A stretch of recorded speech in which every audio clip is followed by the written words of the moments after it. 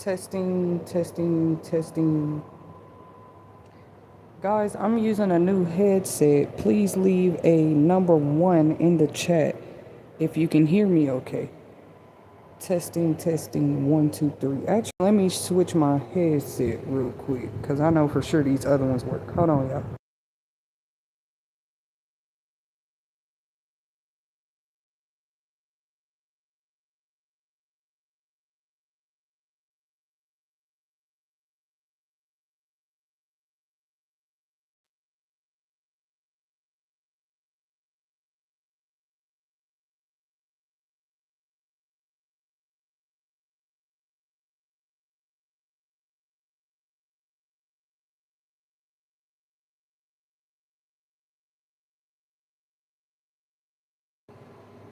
So, if you're new to our channel, welcome 1,000 times. We're happy to have you, of course.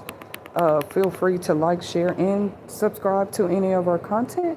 Also, when you hit the subscribe bell, this puts you in the loop to be notified every time You Will Make It TV has new content available. You can also feel free to tune in to our divine messages and inspirational quotes weekly. We just try to drop gems. I don't like to call them gems of knowledge. I would say gems of breaking bondage. And because I never really broke it down like that, people really didn't understand the source or the root of where your inspirational quotes came from. But see, sometimes just like you can bind a person with your words, you can unbind a person with words as well too. So whoever that touches and helps out here today, that's why when it comes to domestic violence awareness, one of the main things people will say is see something, say something. Because just like you can ruin or change or abrupt a person's life with words, you can also edify them, build them back up with words.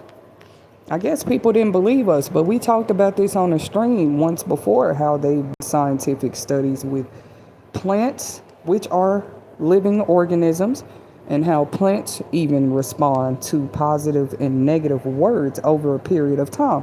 Plants also respond to environments, right? It's not just about how you're taking care of the plants. Some of these plants grow and produce and all of that on their own. It's just what environment were they in? What words were being spoken to the plant? Were they positive, negative, and those that speak positive to them? We talked about this, I think, back in 2022 on one of the streams on the Crown Publishing Content channel, how, and there's even plants that grow in the dark, but they're rare. Like, it's not every plant can do that. Most of them need sunlight, but some of them specifically show exponential growth right there in the dark.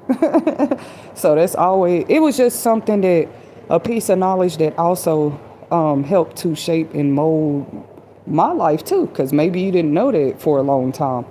But I'm like, well, surely if this applies to plants, how we talk to one another, the words we pour into one another, people will hear you say, I think it is like what you say and how you say it, to me, is two different things too. You know what I mean? Our tone and everything. But I just thought I would start this segment like that because people never really asked the root of formation of what inspires me to write and publish my own inspirational quotes, because the ones I share here on YouTube are just those you share publicly. Please stay tuned here at You Will Make It TV for updates about a new quote book I have coming to the public soon, right? You just share those ones that can help anybody, but that's all I do is think of positive words, I guess. And I never thought of, and like I said, sometimes people just don't like the way you say it. You can't deny a positive word if somebody is really trying to instill that in you. I think sometimes people just don't like how you say it, when you said it, and who you said it to. But they cannot deny at the end of the day that, because words are words, like I said, but we all can pretty much decipher whether words are positive or negative, or you can decipher the intent behind the words at the end of the day. You know what I'm saying? Not just through the words themselves, but since when have people not been able to decipher when you're giving a positive word versus you're trying to be messy or you had some kind of other weird intent, right? But really, this stream is not about that today.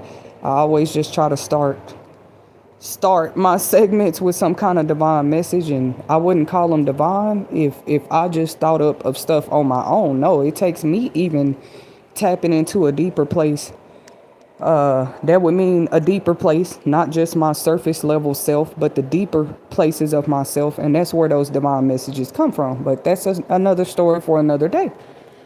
This story right here, I've been seeing floating around on the news, but it took me a minute to process like what I was actually seeing. So just imagine what the mother is going through, the actual mother of this baby. I think this story is out of, like, to me, I don't want to go over all the details. You got a million podcasters and news stations doing that. I want to get straight to the point about my reaction and commentary to this story. Because trust me, everybody all over the nation is looking at the story. You know? And you could be doing everything you possibly can be trying to do right or positive for your child, just like this young mother was for this 5-year-old. And then you leave the child with a trusted person, as we see with this story. And all you know is you come back and get your child and she got braids ripped out of her scalp. She's been abused. Make it make sense. Now, we know this is not the first story. My reaction is, why are they so much more frequent? And with this story, everybody is moved because the suspects, like I said in the title, are only between the ages of 8 and 10 years old. And then I had another question for the public when it comes to my reaction. How are these, I don't know, I was just wondering, how are these the first suspects? To me, a child just don't think of nothing that gruesome and crazy and sick on their own. But that's what we're here to talk about too, because I feel like a great candidate for this topic too, as far as my reaction, because people will watch demonic possession stories, right? And scary horror stories, even true stories of horror stories when it comes to spiritual possessions and like evil entities taking over people. And they'll watch these. You know how it's Halloween month right now. People have always considered this type of like entertainment, to be honest.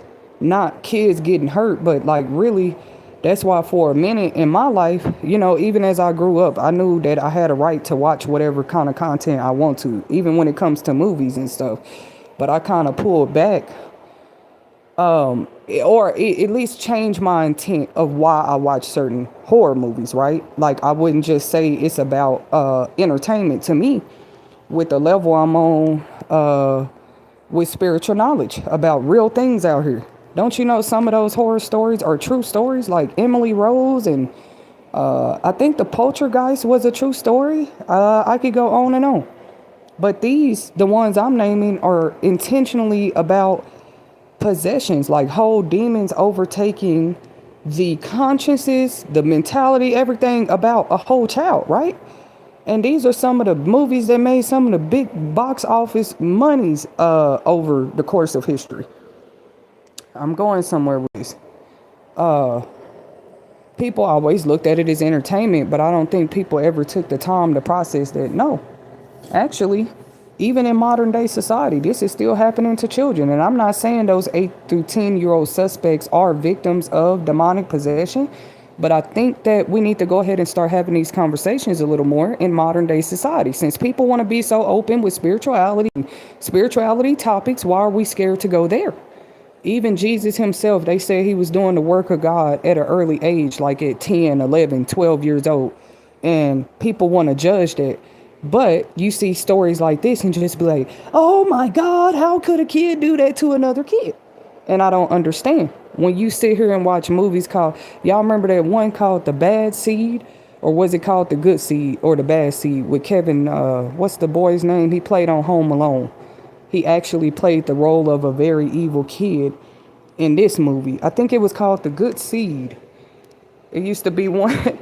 I don't think that one is more like a horror. It's kind of like a psychological thriller, because he had his mom so mentally, he had the people closest to him so mentally deceived about who he really was. Yes, other people were getting hurt.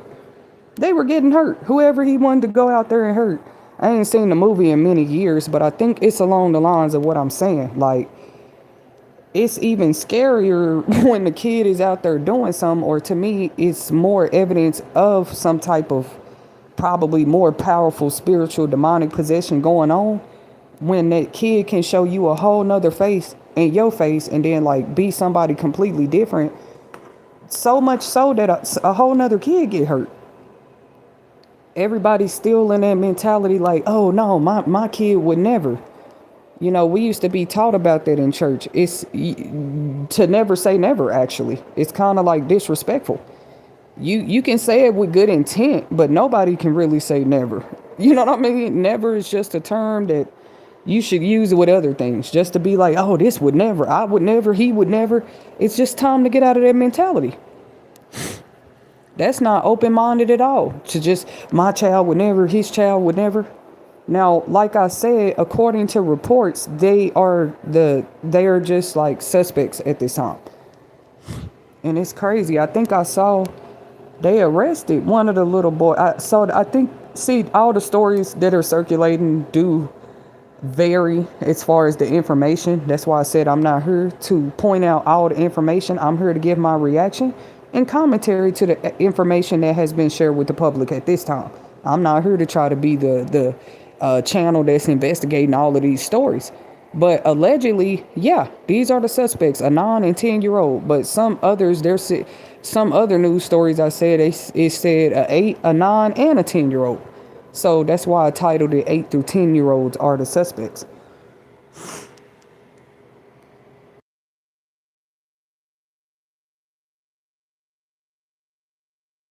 People are saying that the babysitter needs to be investigated, and it's like, I agree. I do agree, because imagine being a babysitter. You think the kids is outside playing. They out there whole S and another child. They out there. That's what I meant to bring up too when it comes to awareness really quick. Because maybe people don't speak on it as much as they should. But I believe in our time coming up and in most people's childhood, parents and adults are what they used to be taught. You know, we watch the kids outside, right? But in a lot of communities and neighborhoods, the kids just run around. Like, that was actually foreign to me. Like, kids are more independent. It seems like the youth, they're just more independent these days. But to say the days have not changed to where you used to could let your kids run around, even in the days of Jeffrey Dahmer, right? They might have been more of a safer time where you could leave your door unlocked and let your kids play till the street lights come on. But really, it's just not like that no more. Anyway, see, if she can be hurt by 8 through 10-year-olds, that ain't even a teenager or older age. Just imagine what people that are even older are doing. It's really sad. And you know they doing it because them 8 through 10-year-olds learned it from somewhere. But we were always taught, you have to watch them. Like, if kids get too quiet for too long or they don't check in for too long of a period.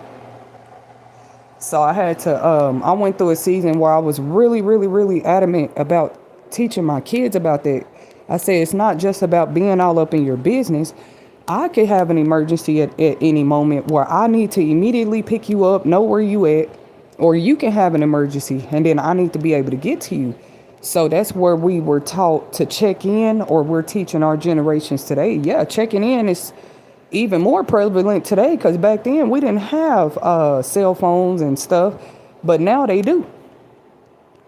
So we know something is going on. They want parents to be stupid if they child just not checking in. And you know you bought them a whole phone. You know that they know how to text and how to use and how to communicate with you. So let's say you tell your mom or dad you're going to the park, but then your friends say, hey, let's go to the swimming pool. You know your parents taught you, well, hey, let me check in with my mom. Because, see, your mom would think you're still at the park. When you just switch environments like that, you are putting yourself in danger. And nobody knows where you are. We know her being 5, there was no way she could probably just contact her mother in the heart of danger. Oh, yeah, and we definitely send positive thoughts and energy, you know what I'm saying, and healing prayers for the baby at this time. I know that physically she might pull through, and I just really hope God sends a lot of comfort and healing to her and her mother at this time. But I want her to know it is mothers out here, like all the mothers that's real mothers. We definitely feel her pain, and we that's why we're screaming justice for this baby. And it's like, why at the beginning of the whole unfolding, the suspects are kids, bro. And for those that haven't heard the story yet, somebody sat here and SA'd this baby with a whole object. Like the kids, they're saying that the kids did it. And you mean to tell me, like I said, it's two things going on. Either these kids are carrying demonic entities, because let me tell y'all something about demonic entities versus more angelic heavenly entities. These demonic entities have a history of showing they do not care about the regard for human life or human decency or human respect. That's what usually lets you know that a demonic presence is near, because they would be doing stuff that just like a kid wouldn't even think of. I think kids take it as, oh, they're calling us stupid. No, you don't want the kids getting more evil just to prove that they had. It used to be commendable and honorable to make straight A's and be in as many clubs and activities as you can be in. So clearly that shows that that's what I want to speak up about as far as my reaction. The more positive activities you ban, cut off, turn off, defund for the children, look at what we're already beginning to see. Just take a look. You're shutting down after school programs, the funding to educational thing. No. I understand budget cuts in any other area, but all the arenas that had to do with the kids, I say is showing prevalently, no, you need to keep those programs going. That's what kind of separated America from maybe programs and stuff that other countries didn't have. And you could keep kids attended to more healthier activities, more healthier environments, more healthier, just positive, constructive activities that kids could be doing. Because how are you outside SAing a whole nother child, and you a child yourself, if you are busy with kid-oriented activities every day? And they don't want to take the accountability yet, or people don't want to like say one has to do with the other. But no, in this same year that this story came out, all these funding cuts have been literally happening to children programs. So I mentioned the after school ones, or maybe educational funding, but there's other organizations out here that's always been known to help children that people probably ain't never even heard of, because until you've been in certain situations, you don't even know they exist. You see, there's places that actually get donations and funding and assistance, because that's what they do all year round. They're helping children victims, or they're helping children with barriers or disabilities. Who did y'all think all these years were helping to keep those places open? Well, some of those places, fortunately and unfortunately, are funded by the government, or a part of their funding, or a large part or portion of their funding did come from government agencies. I don't think people understand that.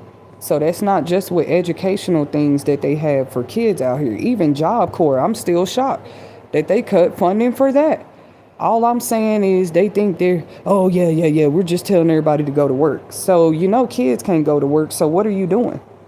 You would think as soon as you cut off funding for assistance for the American people and tell them to go back to work, you would think. So we understand that. Cut all the budgets and budget cuts you want to and tell people to go to work. But like I said a long time ago, where are the kids supposed to be and what they supposed to be doing?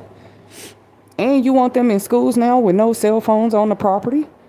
So, where is that going to lead us as far as the younger generations? I say all the funding they cut, it just should have never went as far as like any type of assistance when it comes to children. Like I saw in one state, there was a lady giving her story on the news, talking about some of her worries, and what was the other one? She was just kind of concerned. That's the word I was looking for.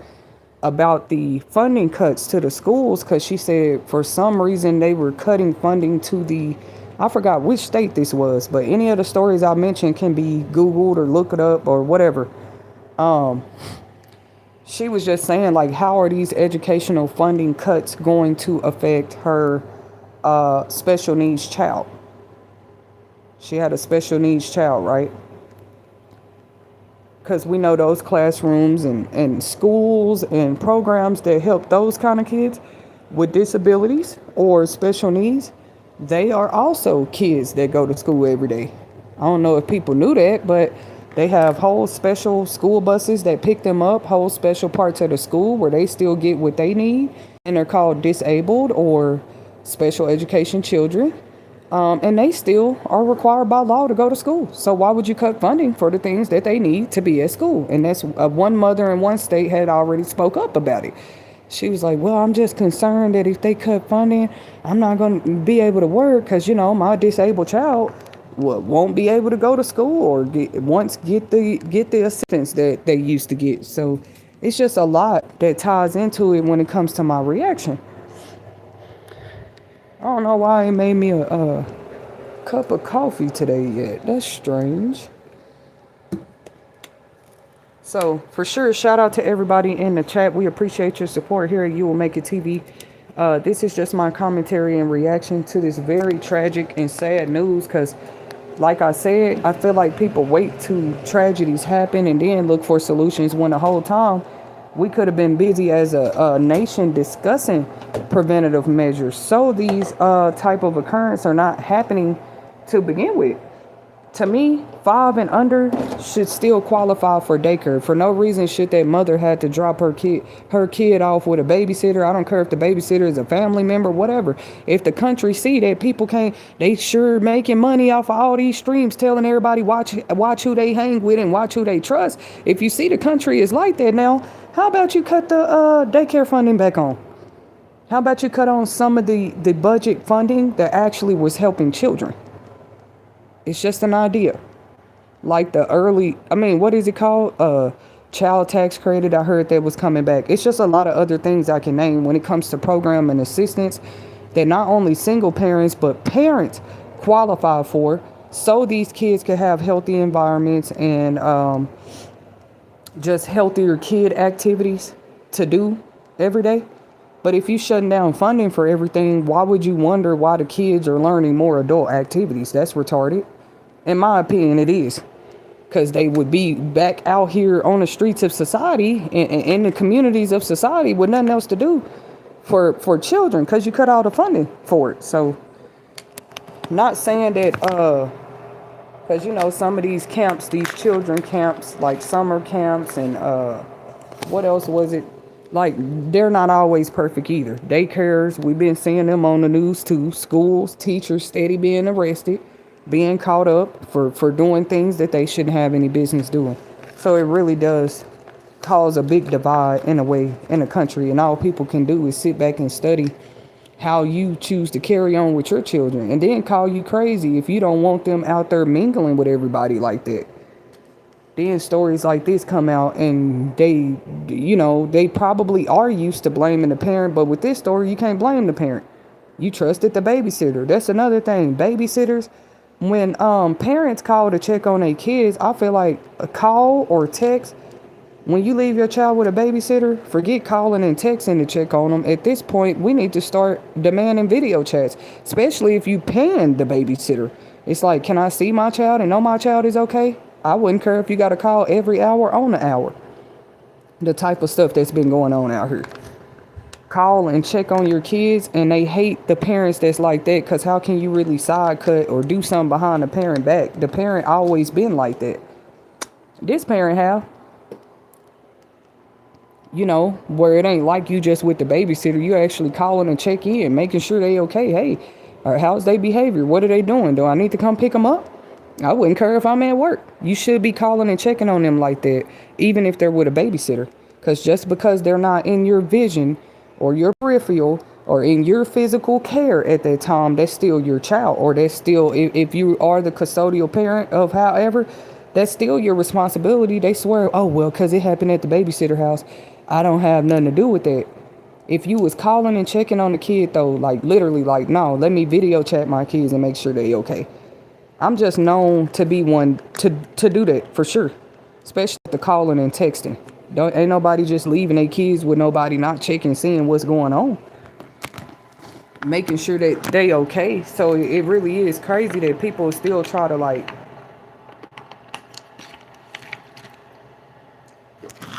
call themselves targeting certain children.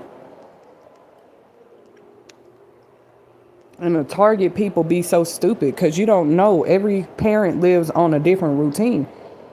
Hell, some of us said to hell with routines at this point because it looks like this is what predators actually look at.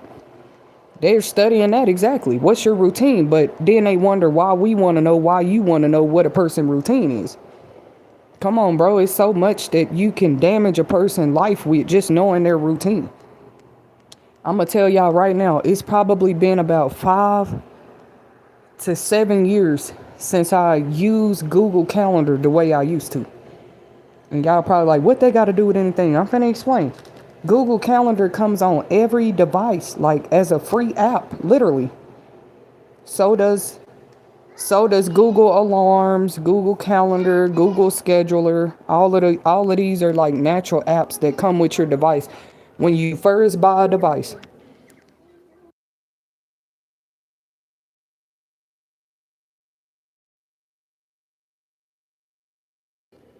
But me personally, like when I first explained it to somebody, another adult I was talking to, she said I had never looked at it that way, or I wasn't trying to spook her out, or just like it's kind of like, because people be like, everybody need to wake up, and there's an awakening, everybody need to wake up. But let's remember, even physically, the way you wake somebody up matters. I mean, their response to how you wake them up, you gotta like expect that on the other side. Even when you physically wake somebody up, how did you wake them up? Did you kick them? Did you slap them? Did you punch them?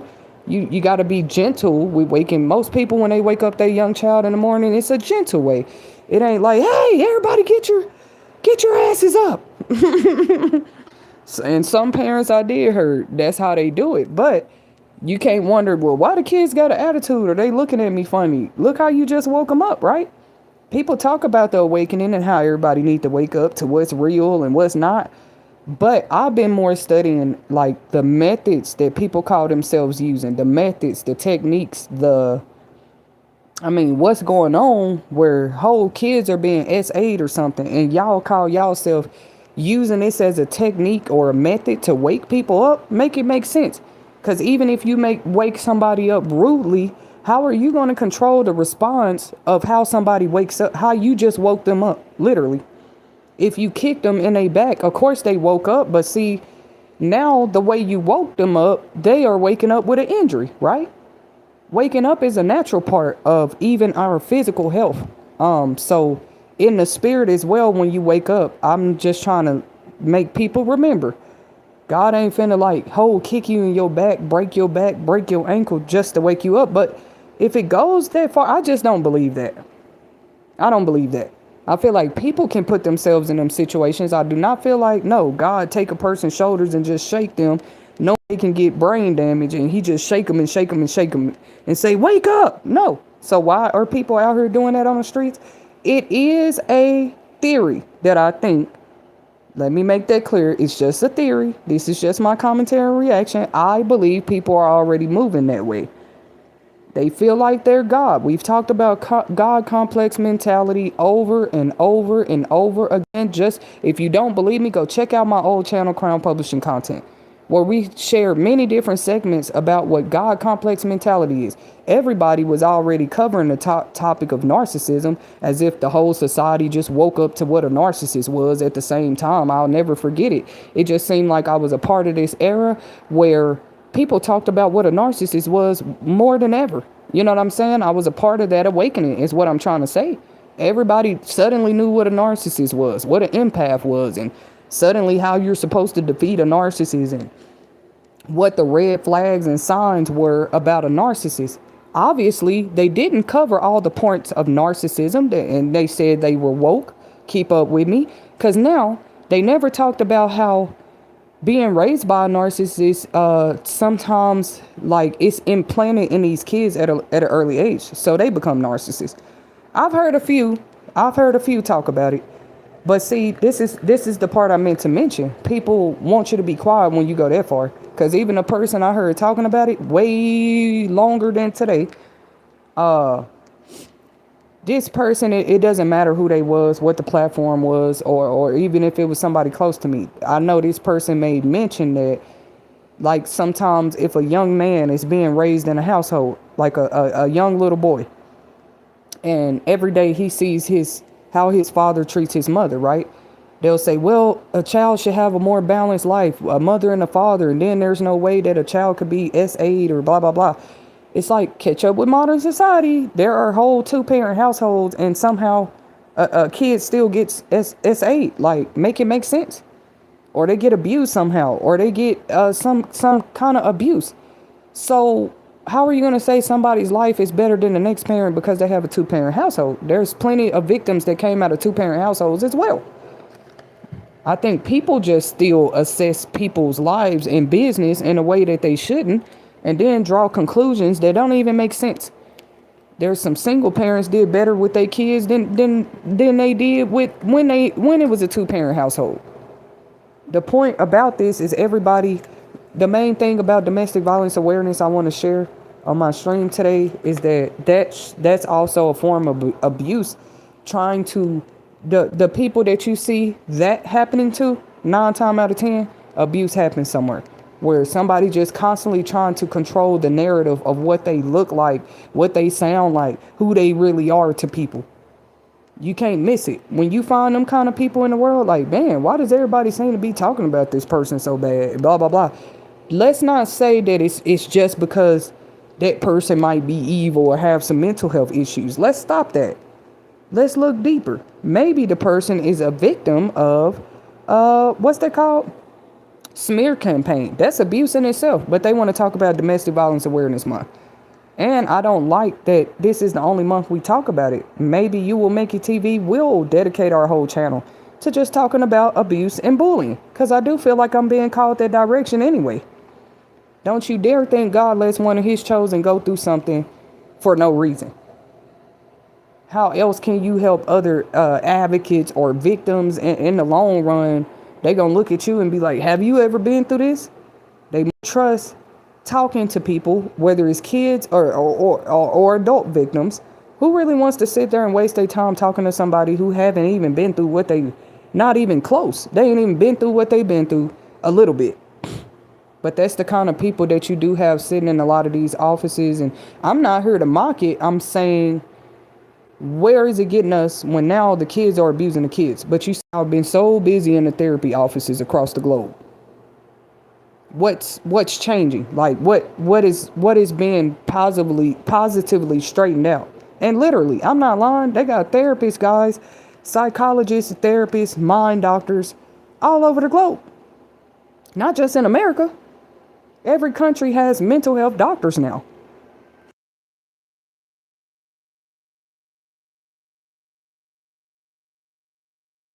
This is true. This is true. Okay, so how do you have over 100,000 different medical mental health doctors on the globe at one time, even if it's just in this generation?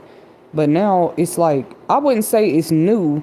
I just say it's more stories coming out of kids actually hurting kids.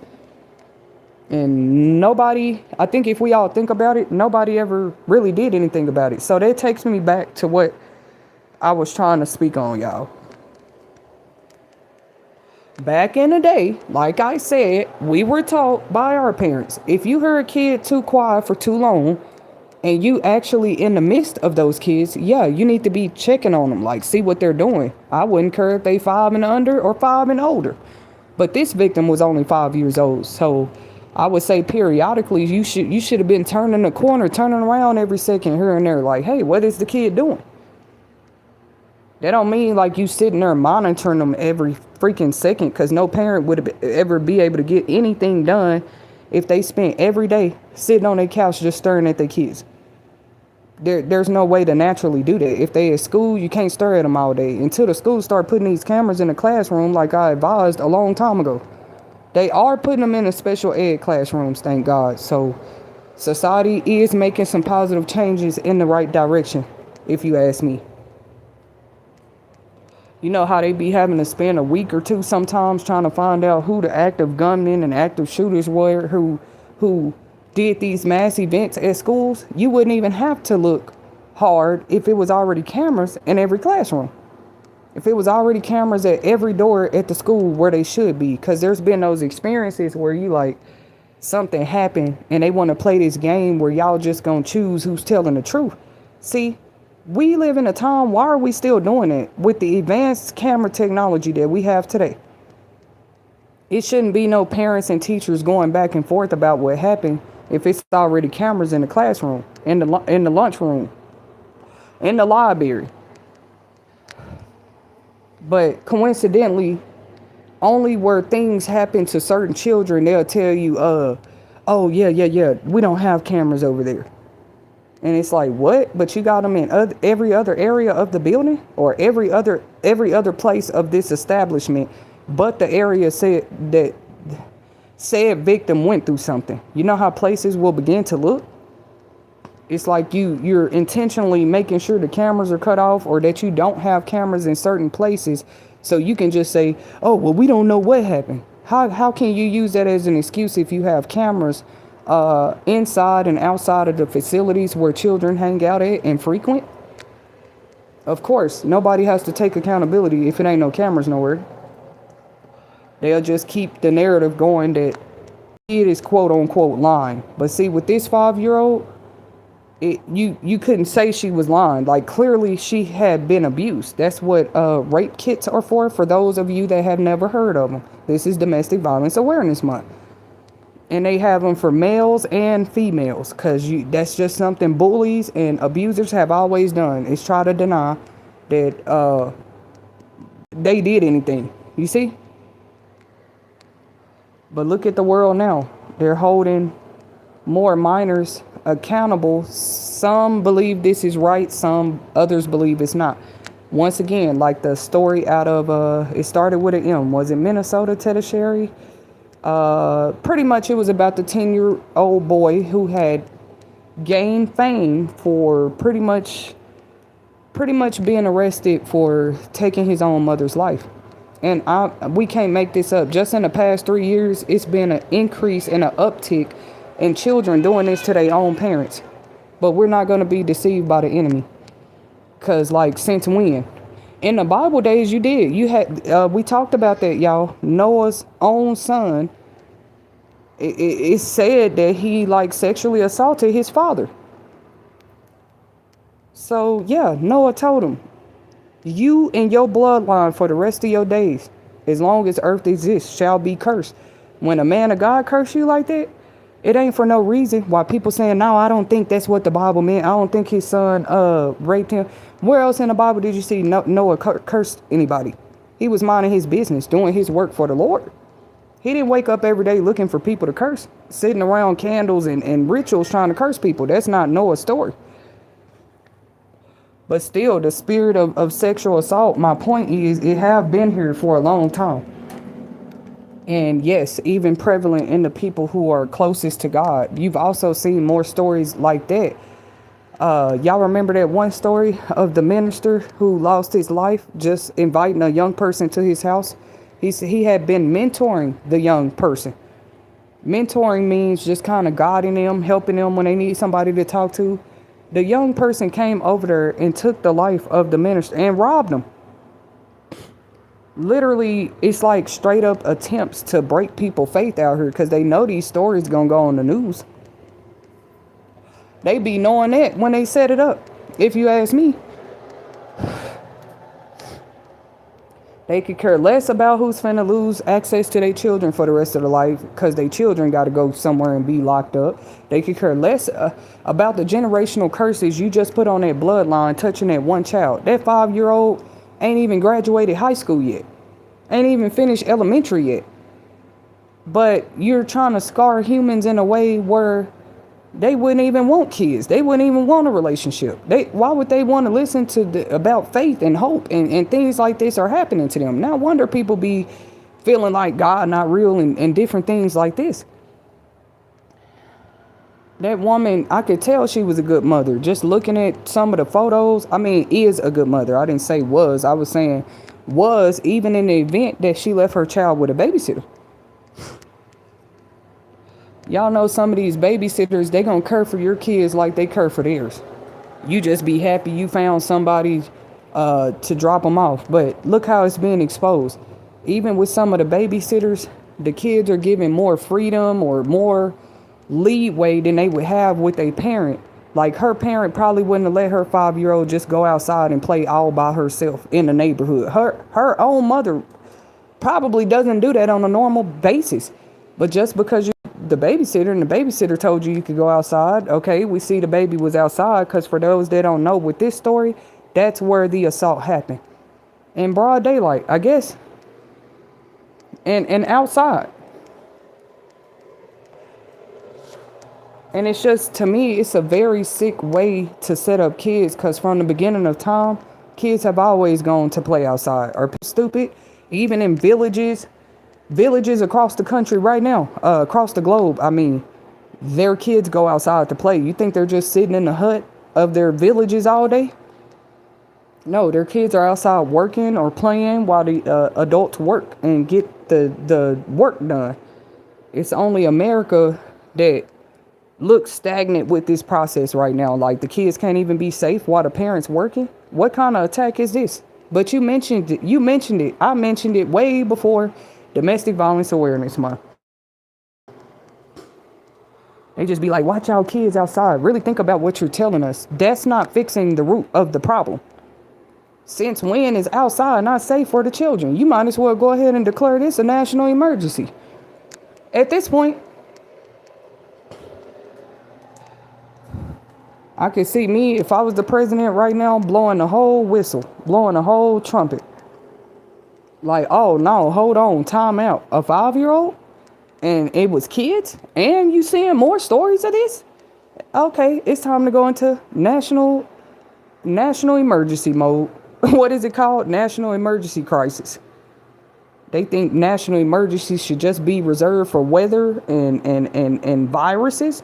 Obviously, national emergencies need to stretch further than that, especially when your kids can't go outside no more. All the advice that you have is, watch out kids, watch out kids. Now we looking at that. Is it a threat, or is it a warning? Is it a word of precaution? Make it make sense. And I'm just a divine messenger here. I'm going to ask again, how is that fixing a problem? You saying, during that, I was telling parents, watch their kids outside. That ain't, once again, still, we can read through that. Is it a threat, a warning, or what? That means you also, even if your kid's grown, you see what's going on out here. How is that fixing the issue? Talking about watch your kids outside. Make sure they ain't at home alone. All the ways that America has always survived so they can continue to go to work. You're suddenly now saying tiptoe around. Be careful and walk on eggshells. And I don't mean to sound like I'm preaching, but I didn't understand how just saying, oh, y'all need to watch our kids more. Is that a threat or a warning or a sign of precaution? You gonna tell me suddenly parents forgot to watch their kids? Most parents watch their kids from the time that they come out of the birth canal till they're 18 until further. They watching their kids, trust me. Now we have other questions. Like people said, where is the Epstein list? Why are people so comfortable doing these things in broad daylight? How are total complete strangers getting access to people's children to do the most unthinkable harmful acts to babies? How? Well, some say social media helped contribute to this and children having access to it. Clearly, you can make a profile like you're a kid. You put a kid picture on there and say you 12 years old, and now everybody think that's a kid profile. And the whole time it's a predator behind the profile. This just what's been going on. Like, I just want y'all to know how this looked from God's sight and in God's heart. You gonna try to convince God that social media was a necessity for society? Go right ahead. Well, you gonna tell God on one day on Judgment Day, well, God, we had to create social media. You think God is gonna? I don't know what he gonna respond to that. But try to tell God, God, we thought this was a good idea to create social media. Uh, I know, God, that you see more kids are being snatched up through these social media apps, but we thought it was a good idea. That's how that looks. That's stupid.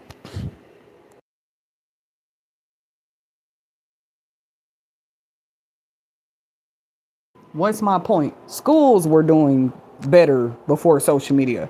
Workplaces were doing better before social media. You probably had drunk drivers and wrecks still, but you didn't have people having wrecks because they're busy checking their social media, so they accidentally hurt somebody.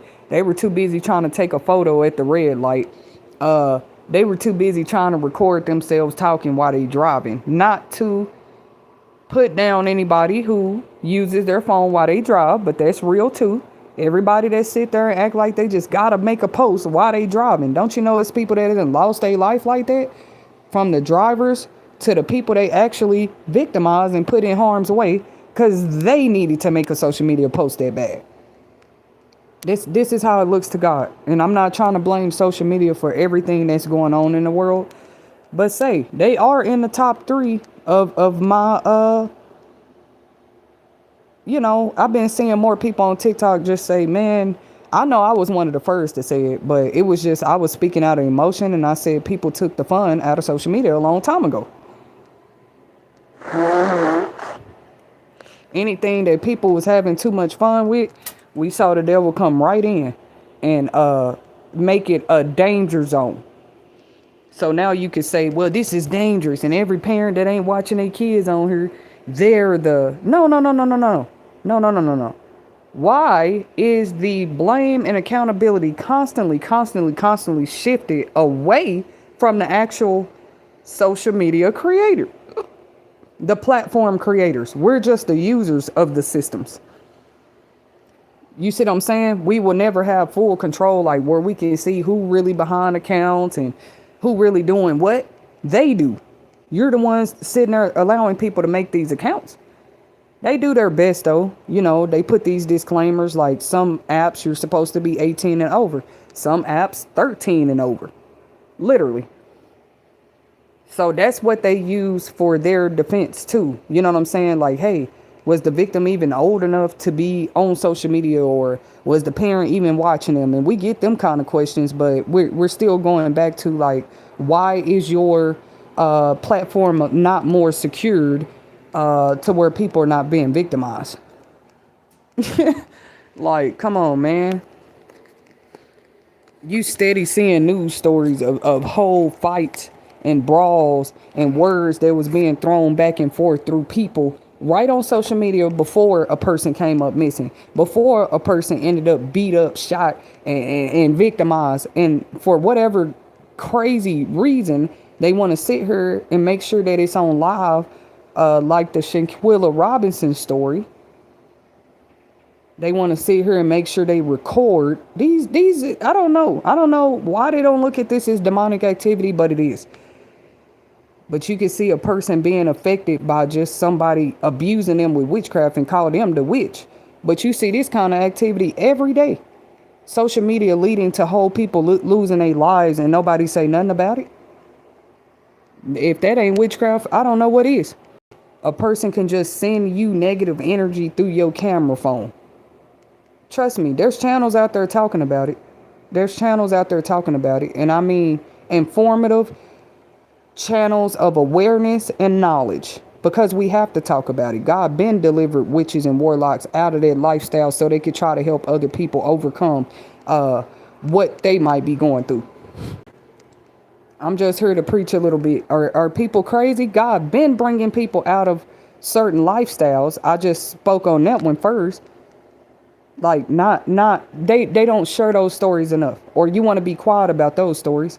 I saw one just the other day going viral of a woman who's openly professing to living the life of a stripper and a prostitute, but now she lives openly and boldly for God. And she goes out and does the footwork and shares her stories with other young ladies so they can know what to expect. Because you can't always control. People be thinking just because you're divinely sent, you can control what everybody should be doing. Not even the disciples could do that.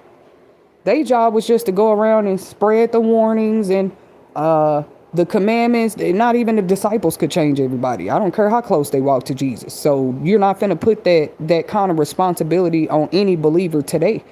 They believe for themselves. It's not their responsibility why the people around them do what they do. I'm so sick of seeing the same the same topics and the same stupid logics, bro. Let me get back to what I was saying though, because that was one of the things I was saying. Sometimes when it's with kids, you sneaky ones in the background putting these type of burdens and demonic presences on children, God is calling you out. Look at this story on the news right now. And people are wondering how 8, 9, and 10-year-olds knew to do something so gruesome to a little bitty baby, bro. To a 5-year-old. And the 5-year-old didn't even ask. Of course, nobody asked to be victimized. But see, when you're a child, you can't control who your mama chooses as the babysitter. It angers me. And some of these babies are not here today. Now, when I say not her, I mean physically. I believe a lot of these babies that left her in just undeserving ways are still here. They probably just like reincarnated as new people, but that's just my little personal belief. I do not believe if people die injusticeably that God do not get them another chance to come here and live their life again. No, I do not believe that. That's where people give up faith and hope. Well, God let this happen to that person. How you know that person is dead? That person probably here very much conscious through another, life form. You're just not willing to open your mind enough to look at it that way. So what do?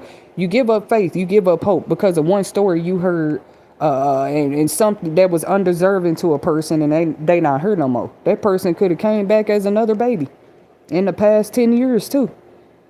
Some of y'all grandmothers and grandfathers and just family members and loved ones that you think are no longer here, they here. I'm not. This stream is not about this. Maybe I'll do a separate one about my new beliefs in that. I do not believe the whole system revolves around reincarnation, but I feel like reincarnation might be more reserved for those who did leave here injusticeably and had a close relationship to God or had angels close to them and stuff while they walk this earth. Maybe that's a gift for them. That's why every soul wouldn't understand it. The gift would be for them to come back here and live a new life through a new baby or something like that, because they left her injusticely. I believe that. They left her undeservingly. So why wouldn't God allow them to come back? I would just say I wouldn't doubt it. I wouldn't doubt it.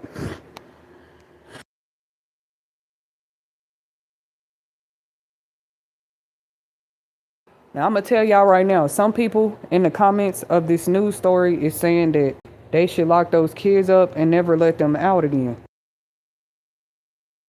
They're saying, God forbid that they let them kids out. They just going to get out like damaged.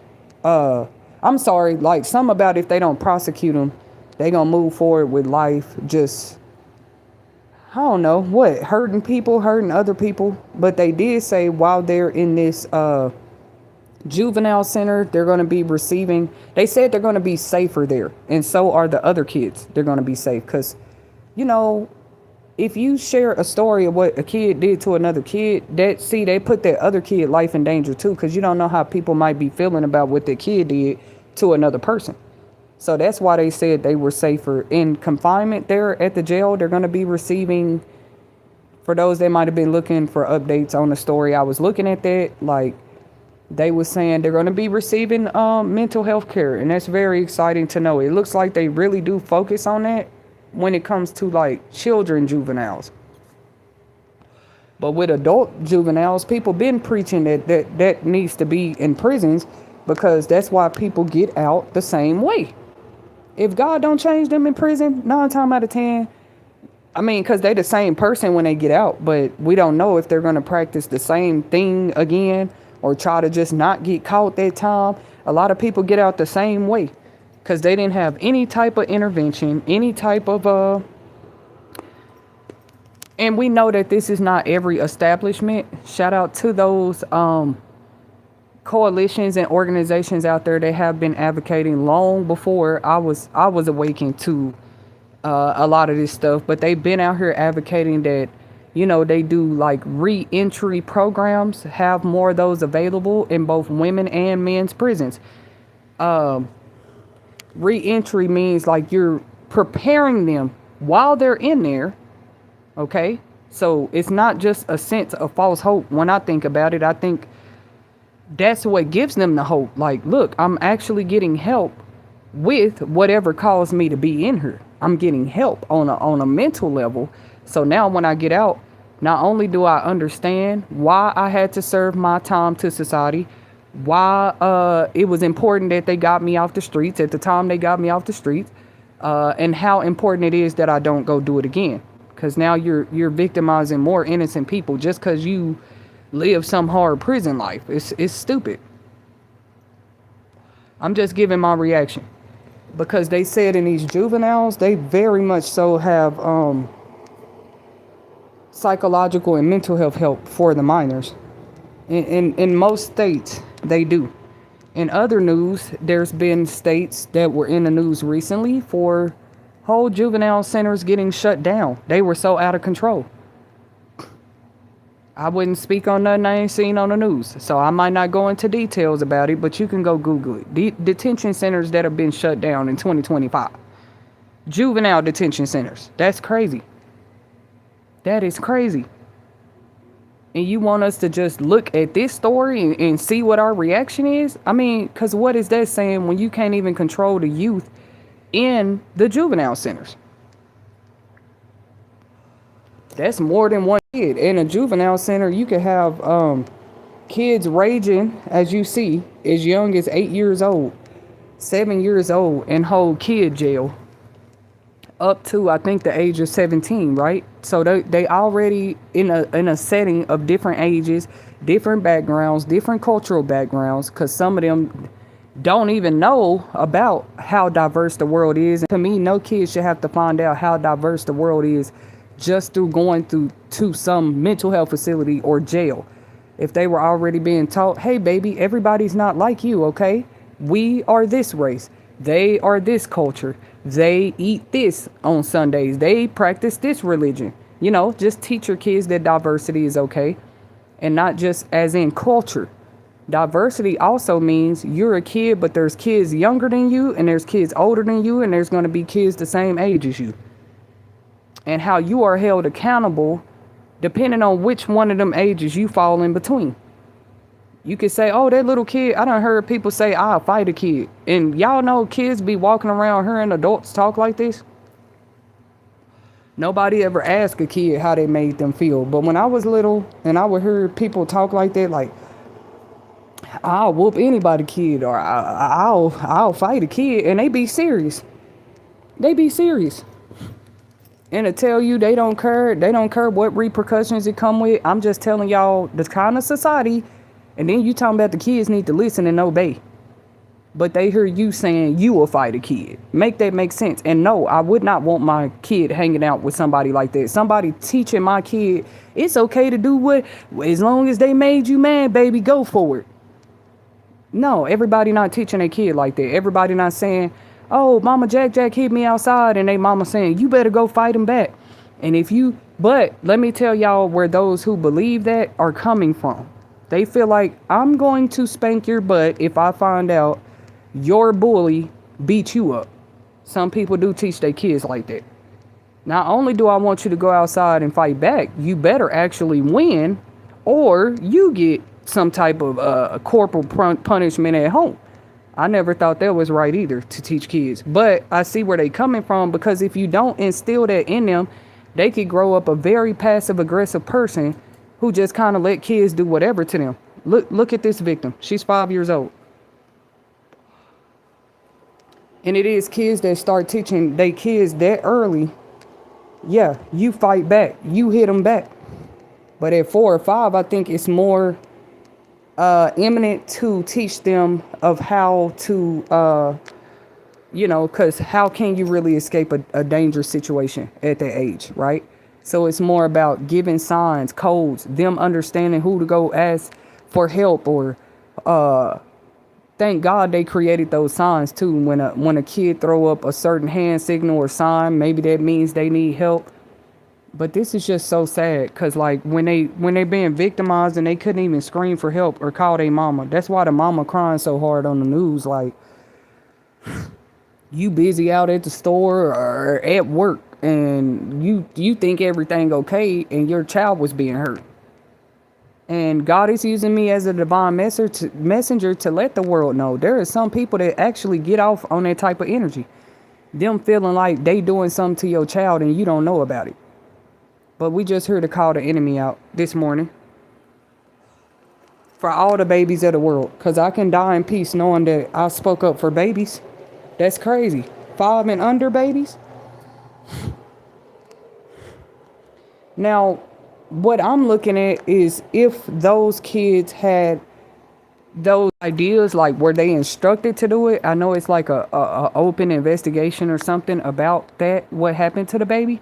But that's how a lot of us are already thinking about it. Like, no 8 through 10-year-old kid, that ain't even 11, 12, 13 yet. You 8 through 10 years old, and you just had a bright idea to take somebody's child out off by the tree somewhere and tell her, come on, let's play this game. And the poor baby end up very, very hurt.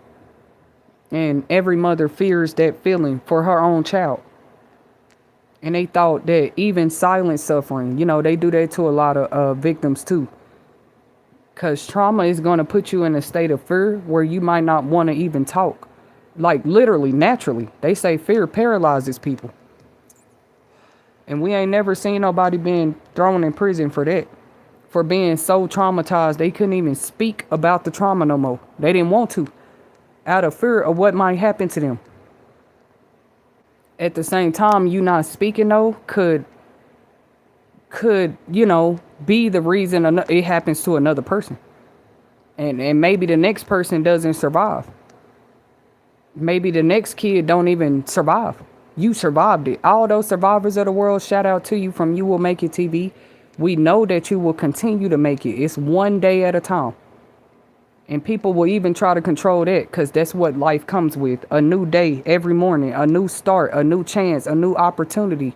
It don't mean start living like whatever. When people say heal or forget about the past, now that I think is a little offensive to victims, because that's like trying to pretend like what happened to you did not. Actually, trauma is going to naturally replay itself in your mental. That's what mental health counseling is for. They know what trauma do. You're going to end up having nightmares, especially if you're not speaking about it and nobody know about it. And you think nobody know about it? Yeah, you're having nightmares. You're having all kind of side effects of trauma, even if you're not speaking about it. That poor baby, because she probably going to have nightmares for a while as well. You only was 5? Like, come on, bro. You don't even understand what happened to you and why. That little baby probably had never been introduced to sex, knew anything about sex, and then y'all go do that to kids. And what's telling on these abusers is the kids doing it to other kids. Yeah, people can say that's unfortunate, because it is, but at the same time, it's I don't know what else would tell on a group of adults than that. The same thing you doing to that person is starting to happen to somebody else's kids. And that person is a kid. They don't get it. That's God exposing something. Because people forgot, they just thought, well, as long as I keep this kid quiet, ain't nobody gonna know. But if other kids are being hurt, how is that being quiet and his kids doing it? How is that not rooted from somebody originally touched that kid? See, like with R. Kelly's story. I don't know if they took it into account or not. And it ain't to put him on blast or nothing. It's just really sad to think about, because he's like serving prison time. And I do care about his victims, but as him being, he considers himself, I wouldn't say a man of God, but he definitely considers himself some sort of believer. It's crazy. A lot of abuse victims, you're going to hear them talk about God a time or two in their life for sure. I've noticed it.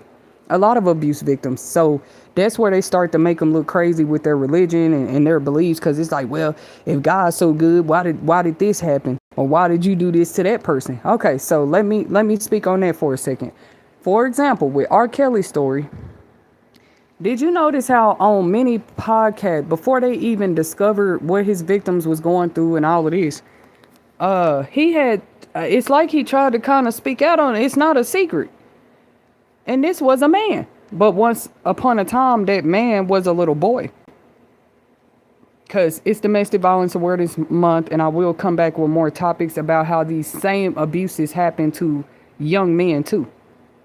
They just keep saying the same thing, and the world is going in cycles. Well, hurt people, sweetie, and it's just passed down. It don't have to be like that.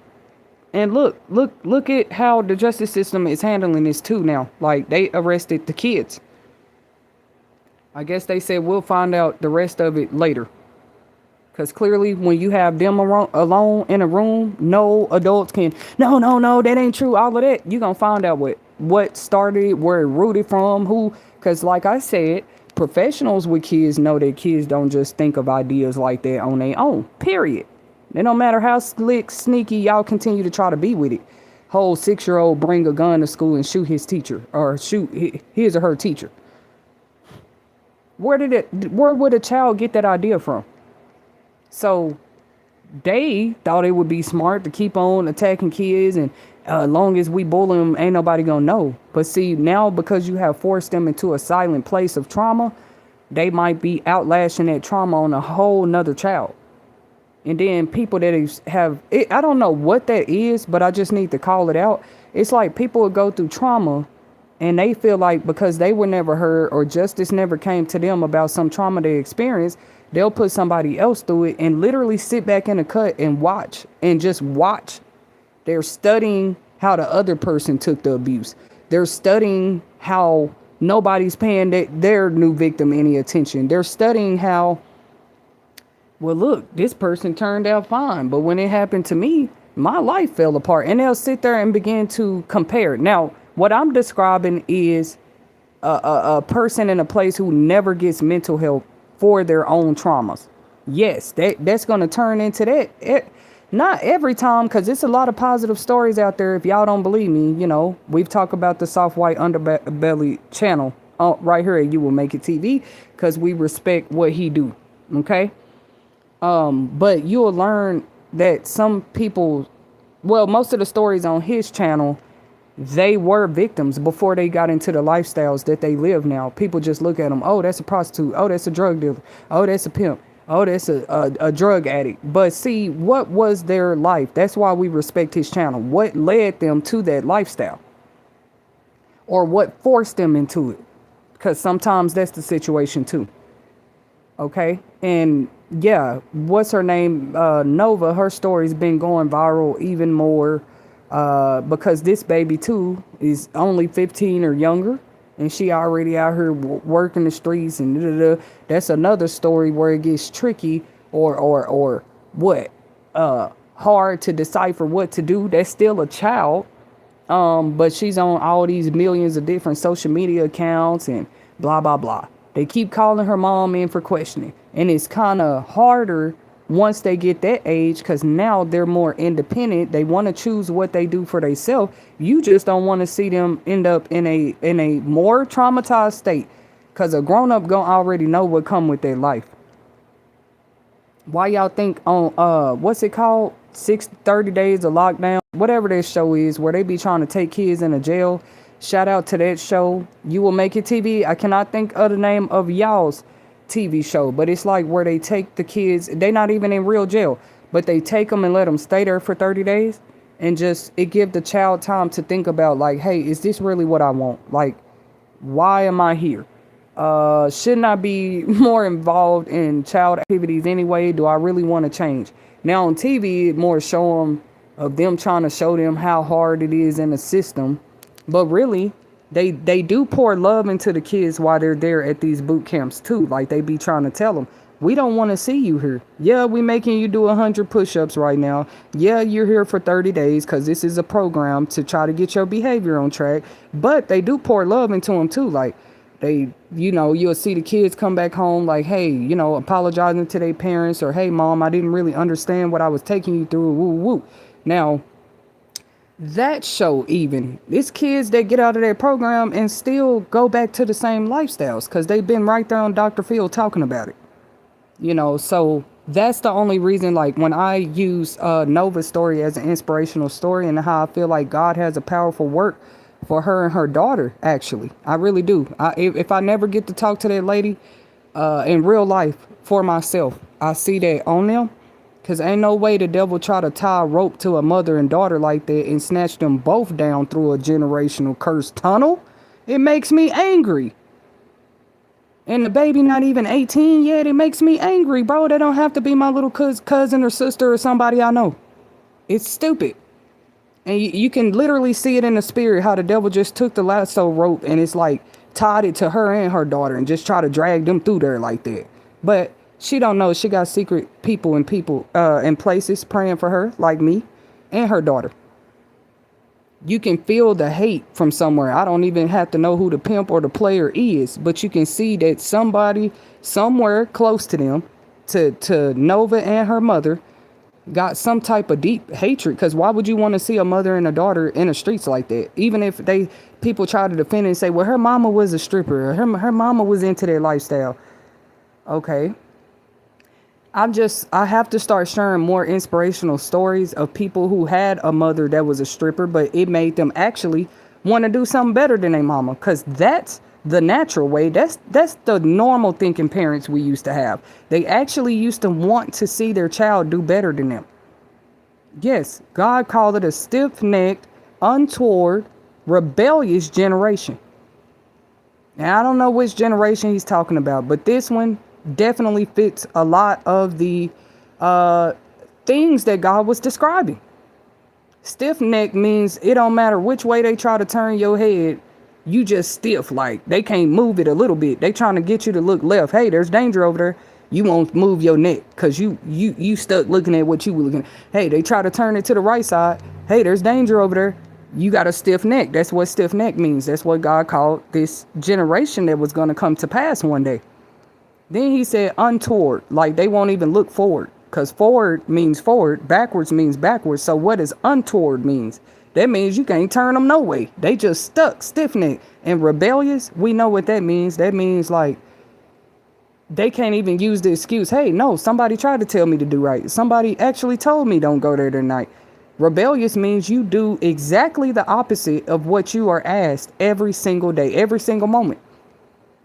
The point of a rebellious person, or the devil trying to put a rebellion spirit, because let's just talk about an adult. That's why I feel like that's a dangerous demon for any child to have to fight. You know what I'm saying? Or because a kid wouldn't understand how rebellion can lead them to dark places. No, it's out of people caring, and they don't have to be your parents. They don't have to be related to you at all. But a positive influence would constantly be trying to keep you out of a rebellious place. They wouldn't want to see you rebel against your mother or father. It's another thing if your mother or father rebel against you, because they know what their job is. I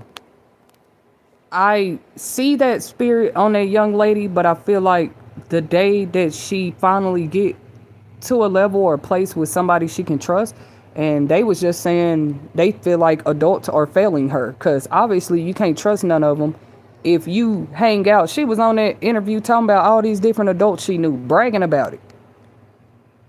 They can't be good adults, sweetie. That's what they're trying to get her to see right now. But of course, she will grow out of the stage and seasons that she in and look back at that and remember that. I feel like people try to control, just whole destinies. Like, some people really do go through what they go through for a reason.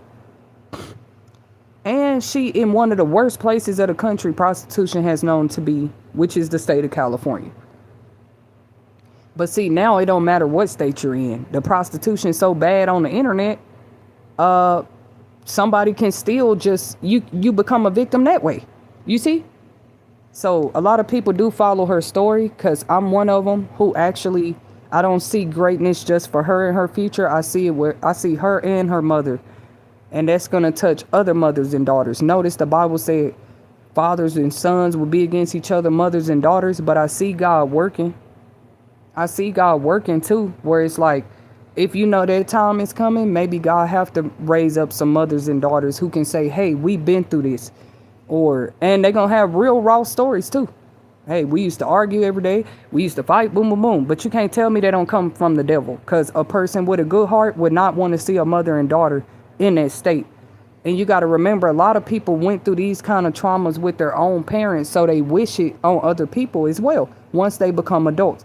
These are what you call unchecked traumas. Those unchecked traumas could come to you very well wishing evil and discord and division between a whole nother innocent mother and daughter, just because you didn't have the mother you thought you should have. This is what unchecked trauma does to people. But we know with the 5-year-old with this story and her mother, oh, she had a mother that cursed. She had a mother that's there every day, taking care of her. You mean to tell me all you try to do is go run some errands, go to work, take her to a babysitter?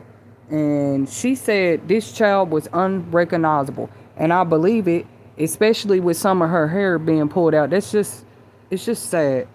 And she can't believe that it was kids. It's like people are trying to intentionally cause traumas on people that cause them to snap. Because you think a person look at that any less because a kid did it? And we're looking at the age gap too. Because her being 5 and them being 9 and 10, that's a pretty significant age gap. Look at it. Some of these older kids be knowing that younger kids younger than them are vulnerable. They're vulnerable. They can't say no. They can't cry for help. And then if somebody ain't been teaching those older kids like, hey, these behaviors are not okay.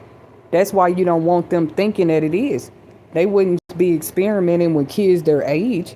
They wouldn't just be experimenting with people that shouldn't be, that ain't even their age. They would also be experimenting with younger people. And I think it's awful.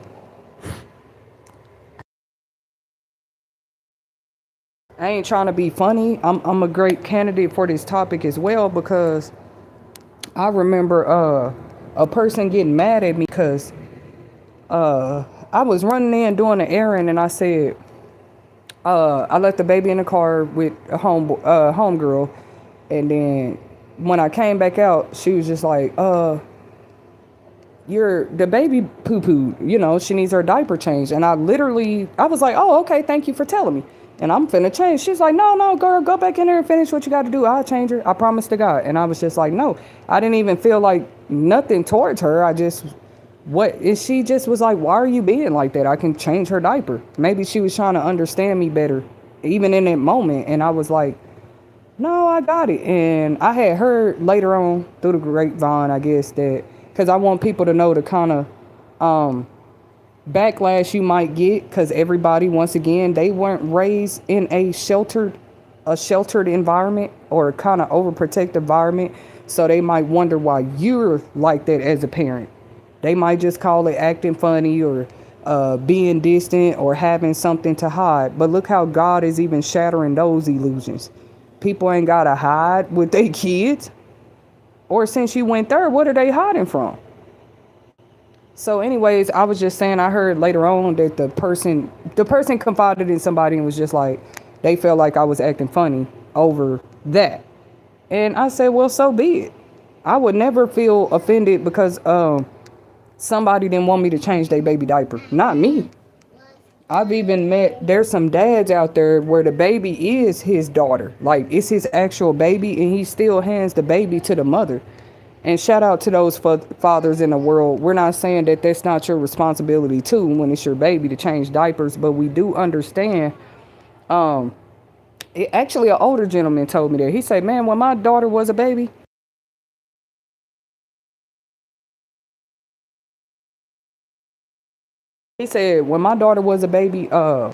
I would always hand her to her mama. He said everything else, she was a daddy's girl. Like, she went with me everywhere. She got everything she wanted.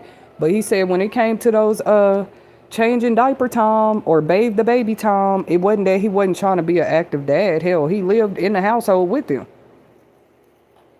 He made it very clear to his wife at the time, I'm not that kind of man. Like I'm not even finna be accused. You see what I'm saying? Like I'm just gonna give the baby to the mama every time. He said in the times if she have an accident and the mama not there, he would still get another woman to change. It's just like, can we bring this type of ethics back where people are not actually judging you for being this type of protective parent?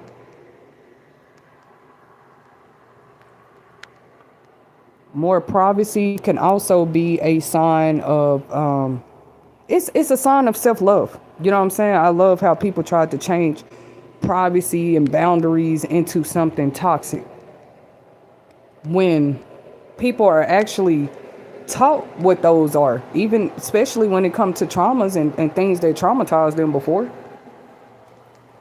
They're actually taught.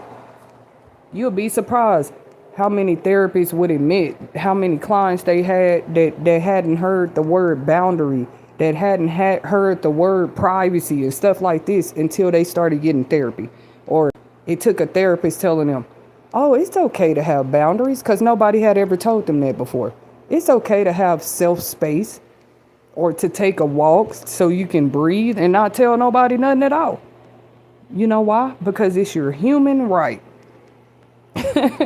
It's your human, literally, it's not against the law for you to remove yourself from toxic areas. For example, if you had a bunch of radiative oil on the ground, you wouldn't, and that's usually the part of the street the kids cross to get on a school bus, you wouldn't just let them walk through it, would you? Because now they would get that toxic oil all over the bus, all over the bottom of their shoes, and now they're going to track it into the school. And now you're wondering why all the kids sick in the school. So you wouldn't just let somebody, I mean, you would at least like, hey, don't walk in it. And even if you don't tell people, because some people don't have people to tell them, you are going to have to start being able to notice red flag, boom, boom. What if this mom on the news maybe sits when she is able to calm down and maybe get a little more comfort and really think about the situation? It's like, did people, we don't want every situation to be after the situation. Oh, these were the red flags I saw. In Jesus' name, we're not going to do that. This Domestic Violence Awareness Month, y'all. Oh, now I see where the red flags is. After the baby's hair snatched out, after she's already been being hurt, after she's already receiving emergency care. That is crazy. Back to the babysitter part, because people in the comments were saying they need to investigate the babysitter. Okay. Oh, and they said parents with an S. Like, we see the mom on the news, but where was that, right? And you see how even if he hadn't been around, yeah, you get brought into it, buddy. Look at the condition of your daughter. So, yeah, that's just a normal part of protocol. So some people's opinions was like, hey, looking to the parents. Other people's opinions was like, looking to the babysitter, right? And that is so strange because as a babysitter, that's pretty much what you're supposed to be doing. Like, what in your mind as a babysitter tells you, oh, I'm finna just go over here and go to sleep and relax and let this 5-year-old go outside all alone with my door wide open? Like, what was going on? Now, I'm not saying that that's what how the story went, y'all, but the assault of the little girl was outside, supposedly. So, once again, where was the babysitter? We understand the commenters of the world asking that, period.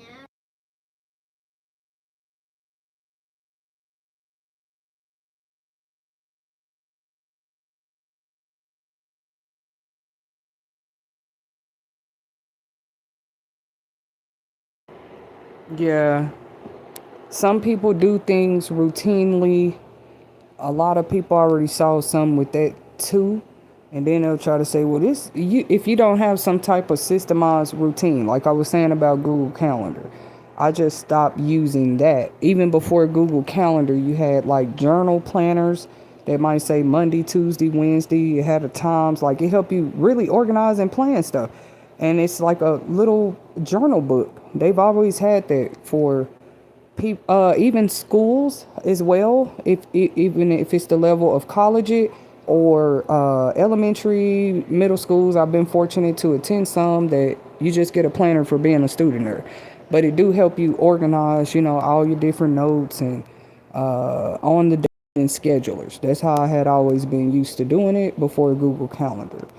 And I just stopped doing Google Calendar because it's connected to Google. There's no way I'm just throwing my appointments and plans on a internet calendar.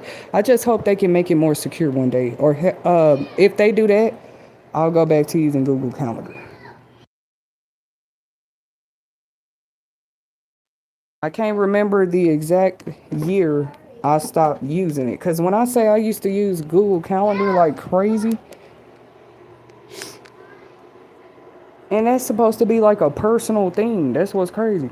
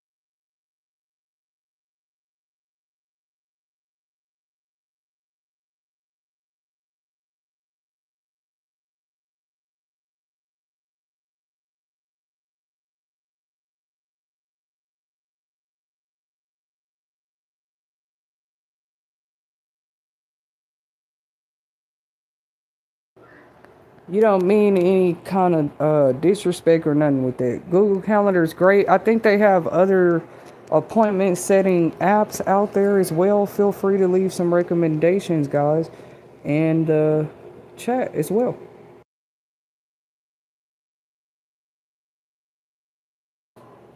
Thank you. Here's your slushies.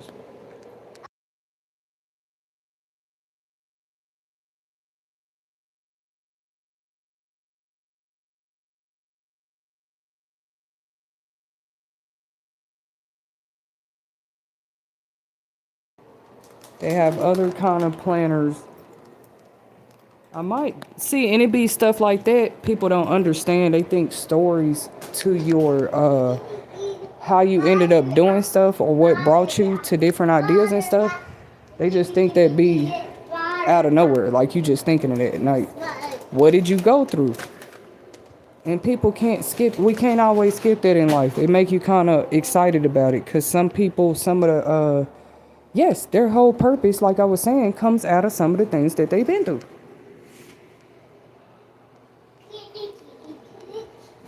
If you were a person that used to keep up with schedulers and planners and journals, why not publish a few?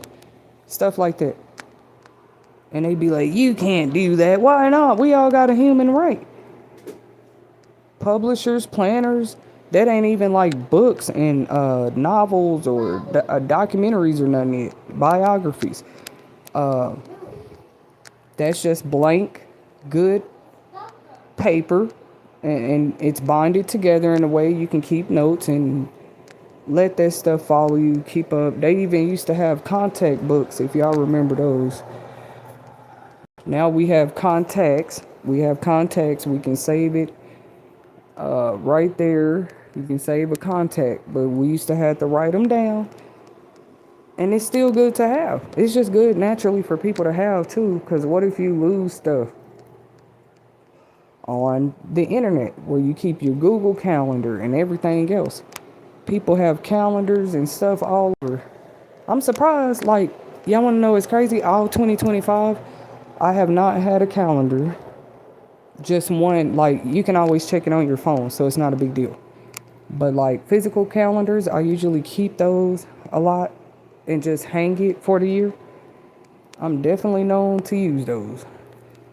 But it's so crazy. For 2025, I was just like, mm-mm. I trust you, God, day by day. I had no calendar, and it's so late in 2025 now. I'm like, well, I ain't gonna buy one. I'll just get one for 2026 or something. Do it like that. We know the dates as they go by. That's all we need to know. But feel free to leave recommendation for calendar stores too. I know Temu and all them always got them, and Dollar Tree's always the best. But the fancier the calendar, just whoever this might help out there today, this is you will make it TV. People be thinking you just want to be fancy. Some people, like, they say that when you actually get yourself dressed, eat a good breakfast, you're not just looking at a planner or a calendar, you're looking at one that is nice to you. Like, it pops out at you. People have different ones. They even have Sports Illustrated calendars out there, like whatever motivates people. Gaming, you name it. Any pretty much brand you looking for and it come with calendars, you probably can find it. But we just giving reverence where it's due to those that help create them too, like the publishers behind the scenes. So anyways, that's what end up leading people to like into certain ideas, or why they ideas can change a lot. Like, what have they been through? It's not a bad thing if they positive, like now they thinking of more positive endeavors, to use what they learned, right? Anybody can do that. Maybe it's not for everybody, but this is You Will Make It TV. You guys remember to subscribe, and we still say justice. I'm screaming justice for the baby, and all babies, anybody that could be having it too. It's so crazy when it get like publicized. It doesn't matter the age. That's what's crazy. It make you wonder what's worse. They just wanted to go ahead and, I guess, put that out there like, oh yeah, it was like kids. I bet that's been going on for a long time. Back to what I was saying, and I'm gonna end the stream. You were always taught, you're supposed to be watching kids. You got to keep checking on them, even if they in the room. Bust in there from time to time. Knock on their door. Some people don't even allow kids, or when they friends and stuff come over, to shut the doors. It's like y'all can hang out in the den, because some people have den living rooms, or in the rooms. We know dens and living rooms oftentimes don't have doors. That's why I mention those. But if they might be in a more secluded place too, even if you gotta call and check on them. You got those parents too that'll call and check on them, and they still lie. Okay, we all been teens and kids before, and we all know you didn't probably fully understand the severities until you got older. The parents can be watching you all the time. Some of the richest kids in the world, they throw parties or probably disobedient and stuff sometimes when they parent. It's just trying to look out for their better good.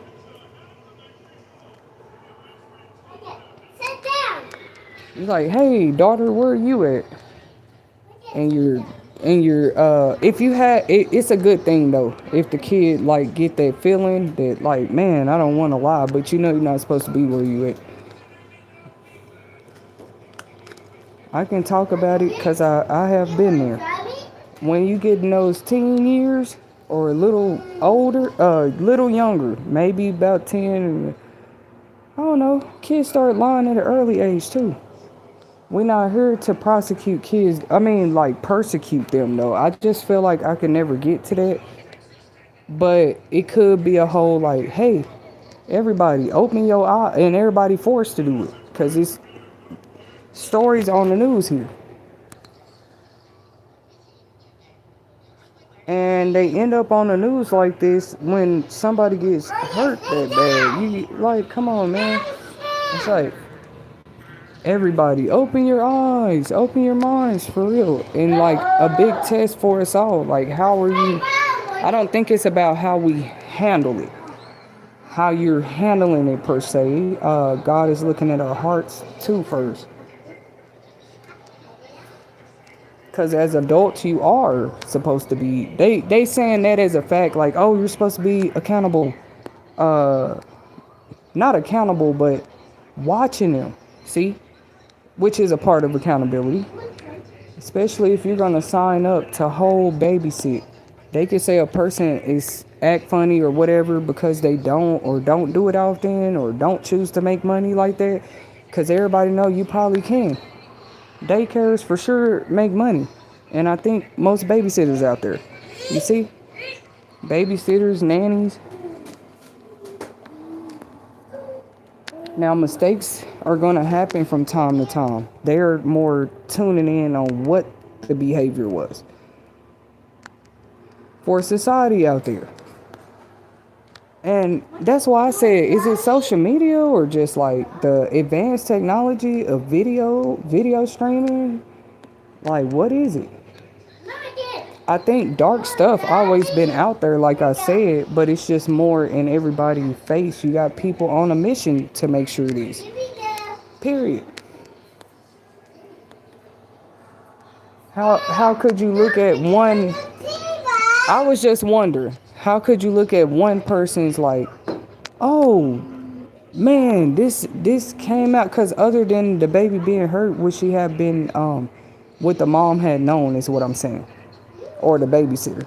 And you know, babysitter, if something happened to somebody's kid, you should tell the parent. They should know as soon as possible. Unless you just, so there's probably just a lot that they're looking at with it, because that's what I'm saying. People be thinking because they with the babysitter, they just, no. Some parents, we still call them just like they right there with us, like they normally be. Like, you're a parent. Lions probably really don't do that. Once they kids get a little bigger, they get to go roam and do. And I did say lions out of all animals, for example, but when they built like that, that's different. They're lions. They kids get a certain age, they can go roam and they out there prowling already. And the mom and daddy lion, they probably still not too far away. That's what I'm trying to tell people. But that's with the lives of lions, though. Now, of course, when they full adult lions, they probably still hang out sometimes here, but most of them, they all become independent. We not too much more different. I was thinking that earlier, like, was Dr. Doolittle based off me or something? I feel like I understand the animal kingdom suddenly and stuff. In a new way or something, like, lions not too much different, or just how, when it comes to, I guess, examples of parenting, or what all comes with that, or how that is when it comes to mothers and they babies, you know. Boo boo, what are you doing? Whether they sons or daughters.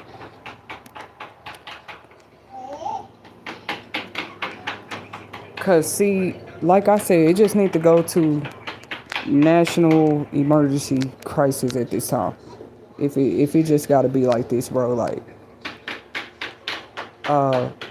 because people definitely are gonna have they're gonna be the first one in line to spew out whole comments and words like how they feel about it, you know. But that's just like pretending that you didn't see it before in society. Like, to me, it's like pretending you just never seen it before in society. Like, and when I say society, that would be even outside of oneself. Now, maybe the great divide is real. The people that want to see this type of stuff keep going on and happening, and the people that don't. It's really crazy. With the minors, everybody like, oh, yeah, I'll fight for my kid and the kids they love.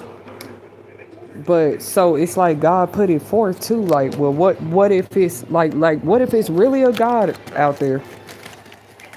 And he's looking like, no, I'm not just watching people with their kids. I'm watching them with kids, period. They don't want to think about it. And they like, why are we looking at it as how the people look at it? Because everybody, all these kids is here in the world right now, all through a reason. They didn't just magically fall out the air.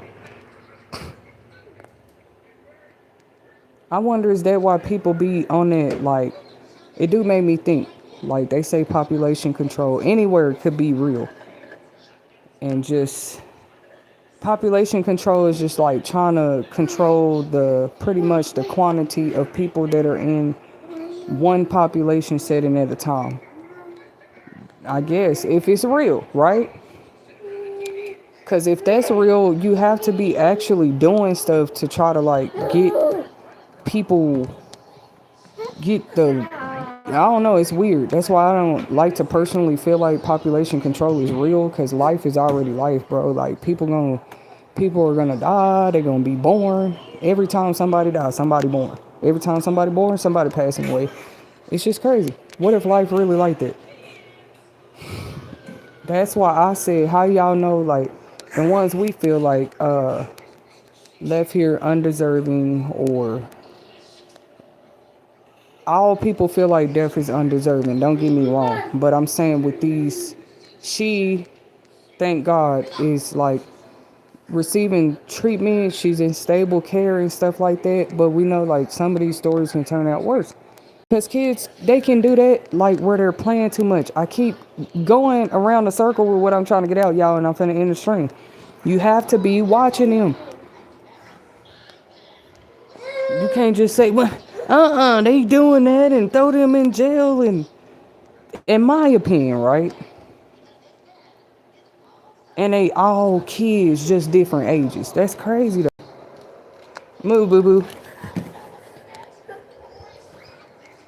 But you knew that time, it's like if people was gonna keep trying to, if they're not getting it, I wouldn't say like, come on. Like, oh yeah, we're with this, it's just it's crazy too though. It's like whole major assault here.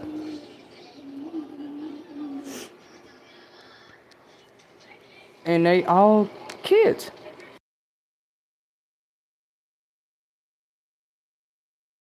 That's why I say people enjoy watching Michael Myers and all this other stuff where they actually started off showing signs when they was kids, doing stuff.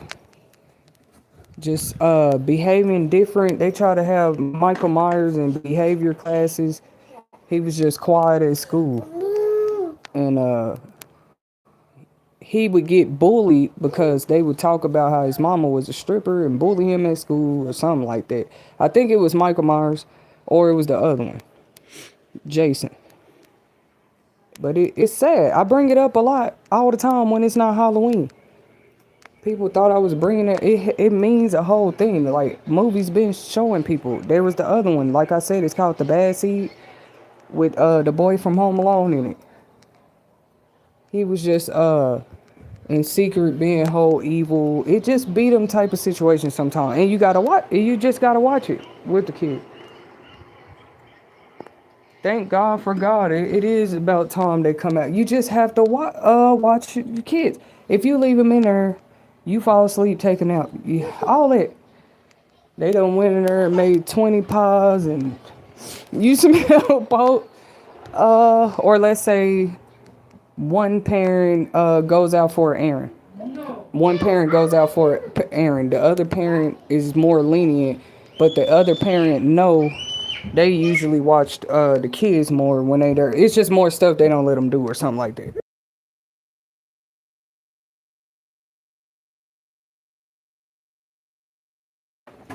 So of course, if the other parent go run an errand and they're like, "Dad, can we play the game?" Dad probably like, "I don't care, boy, get on the game. Y'all better get off when you." It could be like that. I wouldn't say that's bad or that's how it is. If they going to go to another person babysitting them or watching them, they might have more freedom or leniency. How is that not a whole thing that people are talking about out here? Everything else ends up trending. That is true. Everybody household be different with like how they bring up kids, and they'll sit here and judge and nag at everything else in people's life.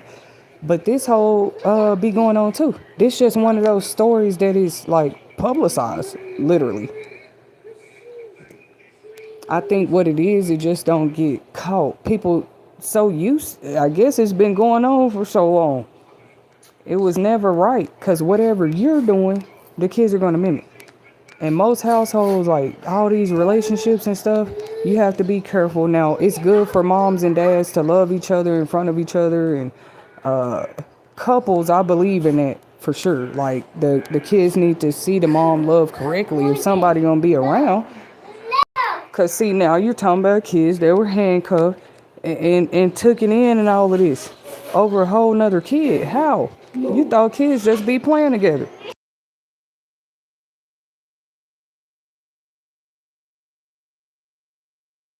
You thought they just be playing. Like you don't expect, oh, we gotta go to the hospital. Like I said, accidents happen or something though. A kid fell out of a tree, they climbing trees. A kid fell off the monkey bars. Accidents whole happen. Ask some parents out here. They probably got some stories for us guys, but accidents gonna happen. That's another reason you gotta already. You could be watching them, but still, I was teaching my little 2-year-old about something yesterday. Like, no, we do not touch these. Just something in the house. And guess what? She haven't touched them since. We went around and pointed to every light switch or whatever it was. And I'm like, we do not touch these. At the end, she said, okay, mommy. And she was repeating it back to me. She was just letting me know she listening.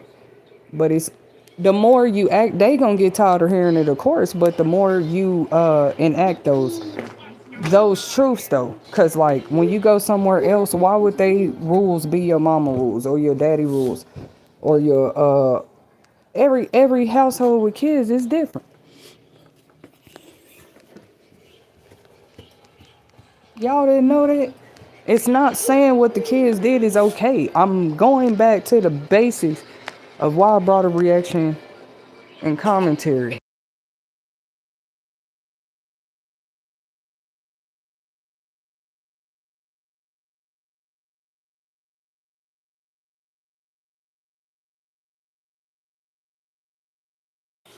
Yeah. If you're not watching them just being in the house ain't enough. Cause I'm going deeper. Just like all y'all there, or you babysitting. Now, and you know, you usually just have your kids, but now all the kids together. You can even treat them all the same. You still gotta watch them. And they all different ages. You don't know that kids experiment. That's that word. People have to understand that on a mature level. They already do that. Like, ooh, what's this? They're very curious beings. Even young cubs and kids in the wild. I'm sorry, animals in the wild and stuff. They're just curious. They're learning. You still can't take the fact or the truth out of it. It's always gonna go back like what or you see what it's always been said this. That's why some cultures are very serious about that, like the family name, the family image, the family reputations. That's what people trying to make this about, tarnishing families. We should also see more positive inspirational stories of families who not just come out and show us a good image, but they have a story like, hey, we've been through this or that, because broken families are a very real thing. But where are the ones out there that break up? Now we seen Ashanti and Nelly recently. They're a good example. They might have had a big split for a long time. They just got back together. You just never know. You never know what couple could do that. I think people know that, but it's to me, I don't look at it as couple or what the relationship is. How is that for the kids? In every family, you know what I'm saying? People be like, what's best for us matter. The kids don't have a choice. And I understand that too. But when you look at a whole unit, if you do say you envy something, what are you looking at? What are you envying looking at? Like, are the kids, the surrounding kids, the family members happy? Not saying everybody relationship should be like where it make everybody happy, but I think it do come down to that too. Cause when it's two heads, and they say two heads better than one, but it's two heads giving opinions about what's best for the kids every day versus one, that's another thing, right? Cause you know it would be the same thing if together. Both of y'all would have different opinions about how they feel like, but I say it's a good thing. Um, Experimenting was the word I left off of it. It's a great strong that's a topic in itself. Like I think to this day, we all probably even experiment in ways we don't even know. Like we just naturally do it. What do people think a recipe is? That's an experiment. They do a taste test and everything at the end of it, especially if it's your first time doing a recipe.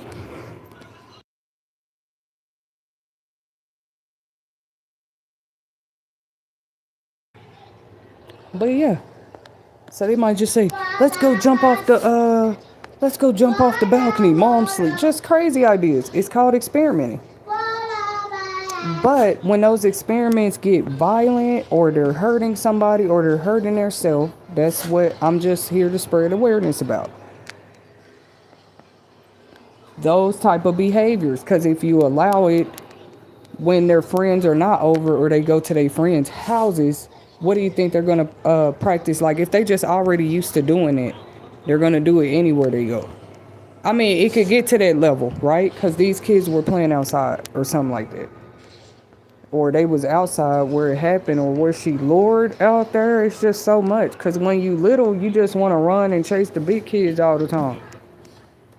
Y'all know that part is true too. It's like a maybe kids do have their own language, but it is like that. Like they want to do what everything y'all do, and the big older kids sometimes gonna be like, "Get out of my room" or "Going on." They don't want the little kids around. Like, not saying that's what probably led up to this story, but teaching our kids too, because that is important. Like, hey, she's younger than you. They be thinking it's about a special privilege or something. I've had to be reminded that. Not in a way where, cause I ever got violent, but it come naturally after so long if you mature anyway. Like people be whole younger than you in life. That's crazy to go outside every day and just not think about that. To me, it's gonna be people older than you and younger than you. It is not just you, your kind, your type, your race, your culture. It's called diversity, and learning it and seeing where it might have been more taught in households, and see kids. They don't see all of that, especially at her young age. You know, once again, they just see other kids. It's like, oh, we all young. We different ages. Y'all don't know. Kids be having their own conversations and everything. It's like a different world for them, when they together. But you always want to have if it's a positive adult in a way watching, because anything could happen. Or thank God sometimes, right? If a bystander or somebody who happened to see saw, because they hold what? Minors in. I do. I feel like it's people out here that don't mind seeing broken homes and stuff, but it is still people out here that mind uh, building or rebuilding homes. They got a whole program out there called, what is it called? Build. Uh, it's where they let the people build their homes and stuff. They can actually help with the project. Like you're getting help, assistance with the housing, but y'all get to help build it and then live in it. I think it's a great program. I mean, I never been on it. I just think it's a great concept of ideas to bring when it comes to people building to be homeowners and stuff like that. But yeah, the experimenting, my little baby doing it now. We done told her a million times, don't climb on this table. Here. That pickle juice just touched my soul. Whew. I knew that was a good reach. Get down, Boom. Thank you guys for tuning in. But yeah, like just remembering that, because I feel like I might come back with a part 2. Possibly, but that's why I say that too. There could be a whole reason. I just encourage the mother and the family members and everybody to stay strong, because if anything, I'm sure she just could use as much as support as possible. And we know out of if you act with some acts you've been through, you can't tell people how to act. I do believe that. But with some things too, for the child, I wonder, do people talk about that enough? For the child, you keeping your whole composure. And that's totally okay. I didn't say it's human or it's normal, but if look at how her child was assaulted. If you're being pulled in that whole way like that by kids, right? You want like what? But it was your child.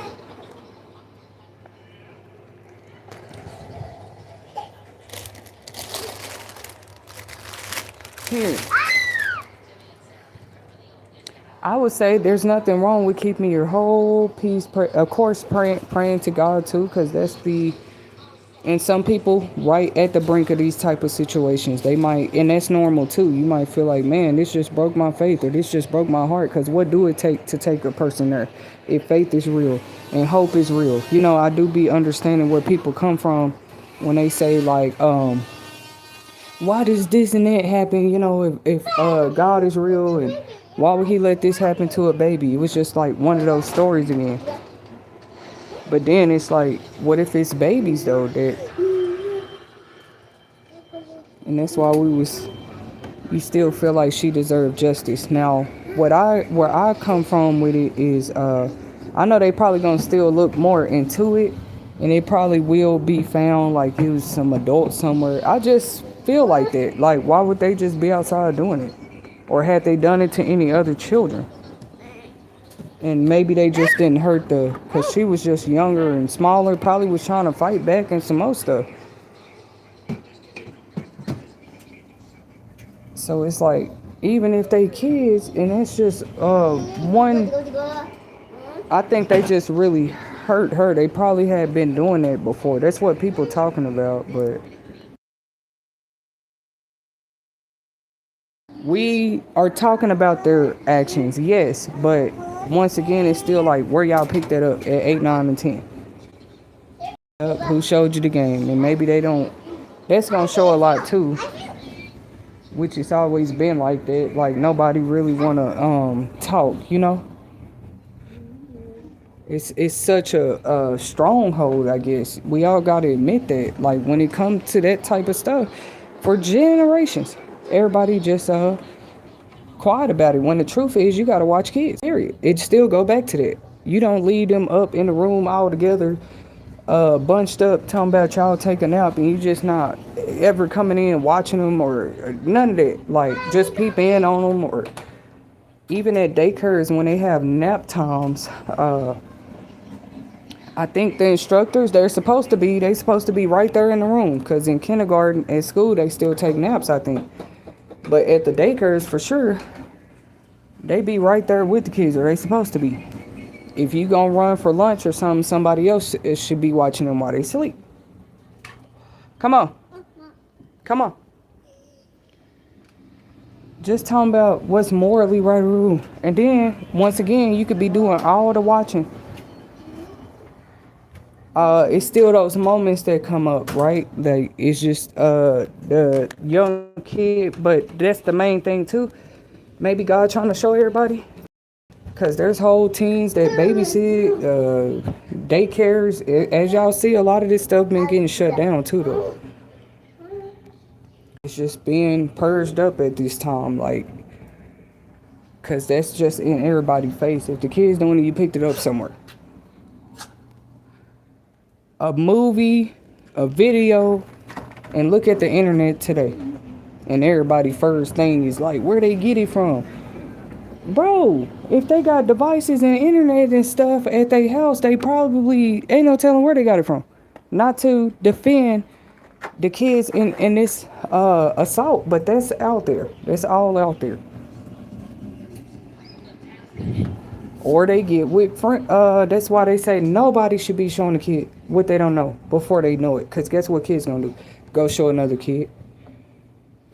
We ain't even talking about adults or teenagers too. Unless I guess you're really implementing into them whatever it is. Like, hey, that's just what kids do. It's a lot of adults still like that. Look, girl, I just got a coupon on the Burger King here. You want one? Here, this is how you can get it. Like, people just like that. But really, kids, that's more even them. Now, if it's a positive thing, that's cool. Like, hey, I'm helping my friend with a new way to learn her math fractions. Mom, I'm showing her the way you showed me. Now, that's a healthy like behavior to show another kid, of course. I just showed Johnny how to tie his shoe. Mom, good job. That's a healthy behavior to be showing your friend or another kid. Hey, I just helped my friend get to level 5 on Tetris. Good job. That's a good thing to help a kid learn, and you a kid. But obviously, you don't have a lot of older influences doing the right thing. It was already the truth. It was already the truth because even those kids were older than her. So you was just making a point. Even back when people like, oh, that's being funny or something. No, like the older generations could use work too. Then the middle generations, whatever they want to call it, the younger, because if the kids left so alone that they hurting each other all over the world, what's going on?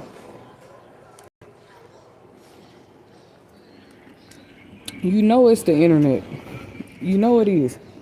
It's that probably first, and then or that mixed with regular culture and what people been at. I feel like this stuff been going on. You just in a modern time, and it's just hitting closer to home for more and more people, and that's what I say is a whole red flag or issue or problem too.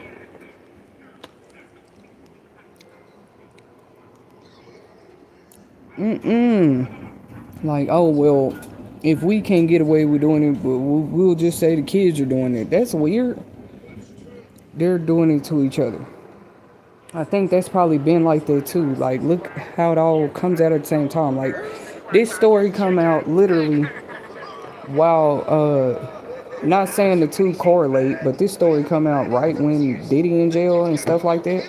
But this kid's doing it to a kid. Like, what people trying to say? Or what is going on out here?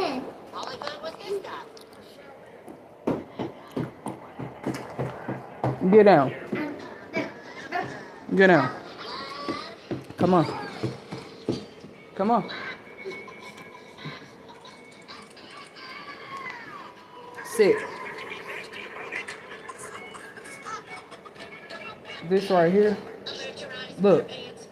That's why I don't like her having it. No, look. Remember how the other one? Get the tape and put it up there. She don't understand, but I got it. Put the tape. No, it's a roll of tape in one of those drawers. It should be. Yeah, just the timing. Like, it's probably been going on out here. I think everybody make that mistake. And just the sickos use you. You turn your back, you looking the other way for a second, and it's like, boom. And then kids, and then broad daylight, just outside, like. So we're gonna definitely keep the youth. That's what was my opinion. Like, God, not just looking at people. Be like, what's your actions towards it? What's also your heart towards it? Cause like, where is it coming from, right?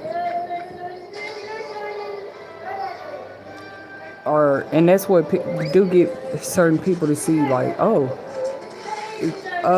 this big. People sort of like, oh no, my kid's a good kid. They don't know what all their kids done behind their back or in secret. Most people, even if they kids grown, even if they kids, it's a big load of responsibility from the day those babies get here.